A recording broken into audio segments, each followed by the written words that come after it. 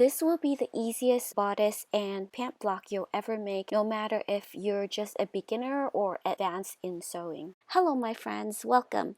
With my simple approach, you don't need to be an expert tailor. If you can draw a straight line, you can do this in less than 10 minutes. You can find out more in part 1 of this zero waste video series and the benefits of this easy custom fit solution. My approach is very simple. If you can possibly do this, find a garment that is in a fit and style that you like, in a material that you will be using, so the ease and stretchiness of the material will behave the same way as your sample garment.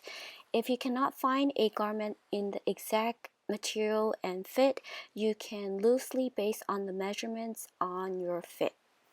The benefits of using a loose fit long sleeve shirt as your starting point are, first of all, you can easily transition from a sleeveless, short sleeve, and long sleeve top very quickly using the same bodice.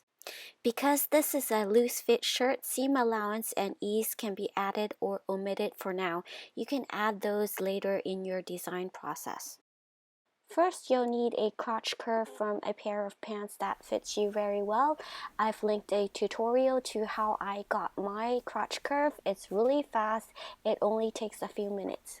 The pant leg width is really easy. Measure the largest width between your waist and hips. Add some ease, add the crotch width, and then divide everything by 2. My leg width is 23 inches. The inseams and the crotch depth help determine the total length for the pants. Up next, I'll show you how to use these pant blocks in 2 different styles of pants, and the following video I'll show you how to use the bodice. Meanwhile, I recommend you check out these zero waist spiral trousers made out of triangles. They are absolutely creative and fun to work with. There's also a playlist of all my zero waist explorations. Check it out. I'd love to hear from you and know which design you tried out. Don't forget to subscribe for the next video.